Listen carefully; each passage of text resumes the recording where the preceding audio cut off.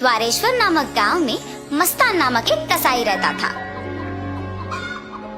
उस गांव में बकरे का मांस सिर्फ मस्तान की दुकान में मिलता था।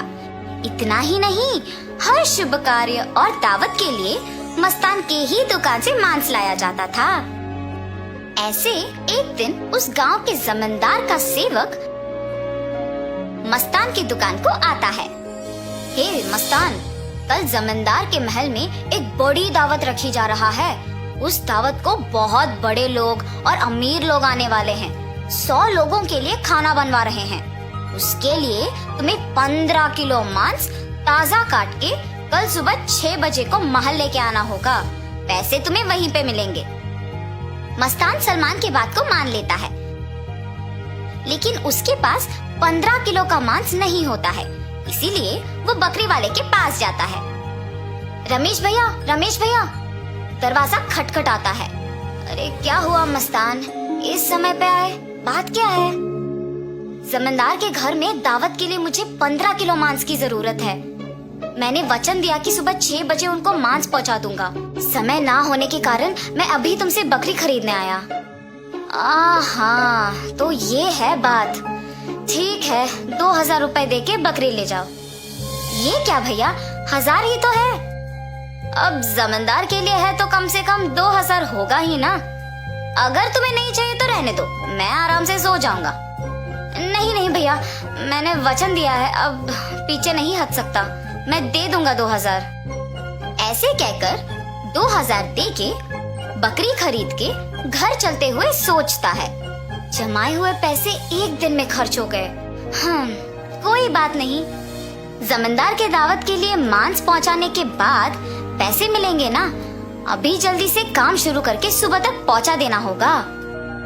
ऐसे सोचकर मांस को साफ करके उसके टुकड़े टुकड़े काट के सारी रात मेहनत करके 15 किलो मांस को तैयार रखता है। अगले दिन सुबह दिए हुए वचन के अनुसार 6 बजे को जमींदार के महल पहुंचता है। भैया, मैं सेवक सलमान के लिए आया हूँ। क्या आपको पता है कि वो कहाँ है? ये सुनकर दूसरा सेवक मस्तान को बाहर इंतजार करने के लिए कहता है। वो मस्तान के हाथ से मांस लेते हुए कहता है कि सलमान को भेजेगा और उसे पैसे मिलेंगे। मस्तान भी उस सेवक का बात मानकर बाहर इंतजार करता है, लेकिन सेवक उसके हाथ में मांस को देख सोचता है, इस 15 किलो मांस से अगर मैं 1 किलो ले लूं तो किसको पता चलेगा? किसी को भी नहीं पता चलेगा। ऐसे उस कवर में से 1 केजी मांस को छुपा के बाकी को देने जाता है। सलमान को देख के कहता है, साहब, मस्तान ने ये आपको देने के लिए कहा है। वो पैसों के इंतजार में बाहर खड़ा है।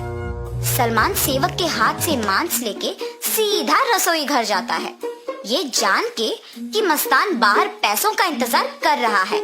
बावर्ची के पास जाकर सलमान कहता है, सारे व्यंजन स्वादिष्ट होनी चाहिए, ध्यान से पकाना। ऐसे कहकर चला जाता है। बावर्ची पकाते हुए, इतने मांस से अगर मैं 2 केजी ले लूं तो किसको शक होगा? किसी को भी नहीं होगा। ऐसे सोचकर मांस को छुपा के बाकी को पकाता है। दावत के व्यंजन की तैयारी के लिए जिम्मेदार किशन व्यंजनों का स्वाद चख के कुछ सेवकों की सहायता से उन सभी में से थोड़ा थोड़ा अपने लिए ले लेता है। आए हुए मेहमान सारे दावत की खाना शुरू करते हैं और जल्द ही आपस में बात करना शुरू कर देते हैं। ये क्या, इतना अमीर और सम्मानित आदमी, अच्छा नाम है इनका, मगर खाने में कमी क्यों? हाँ, अगर खाना कम ही पड़ना है तो ऐसी दावत की तैयारी भला क्यों करे? ऐसे सारे लोग खुसफुसाते हैं। ये सब सुन के जमींदार सहन नहीं कर पाते हैं। दावत के खत्म होने के बाद क्रोधित होके सारे लोगों को सभा में बुलाते हैं, खास करके दावत के लिए जिम्मेदार लोगों को, और उनको सवाल करना शुरू करते हैं। दावत की तैयारी के लिए जिम्मेदार किशन से पूछते हैं, दावत की जिम्मेदारी सौंपने पर तुम ये करोगे? सभी तैयारी किया मैंने, लेकिन व्यंजनों के लिए मात्रा पहले से ही कम पड़ गई थी प्रभु। मेरा इस बात से कोई लेना देना नहीं, आप बावर्ची से पूछिए प्रभु। ऐसे उसने अपनी किए को छुपाकर किसी और पे इल्जाम डाल देता है। तब बावर्ची छुपाए हुए 2 किलो मांस की बात को छुपा के कहता है कि दावत की सामग्री के लिए जिम्मेदार सलमान के पास इसका जवाब होगा। ऐसे उस बात से छुटकारा पाता है। सलमान भी औरों की तरह मांस के दिए गए 6,000 रुपयों को मस्तान को ना देकर अपने ही पास रख के, ये जानते हुए कि मस्तान पैसों का बाहर इंतजार कर रहा है, जमींदार से ये बात छुपाता है और कसाई मस्तान पे इल्जाम डाल देता है कि उसने मांस कम मात्रा में दी है। अभी जाके मैं उसका काम तमाम करता हूँ प्रभु, ऐसे कहता है। उसी सभा में मौजूद मस्तान उस इल्जाम का सहन नहीं कर पाता है। सभा में से जमींदार के सामने आके कहता है, जमींदार साहब, इस पूरे गांव में मैं अकेले कसाई हूँ। पिछले 10 साल से मैं ये व्यापार कर रहा हूँ और इतने साल से आपके घर में हर कार्य और हर दावत पे मैंने खुद मांस दी है, मगर कभी भी ऐसी मुसीबत नहीं आई। आपके घर में दावत का नाम सुनते ही 1000 की बकरी को 2000 में बेचते हैं। सुबह आके मैंने मांस को पहुंचा दिया और आपके सेवक सलमान ने मुझे मांस के पैसों के लिए सुबह से इंतजार करवाया।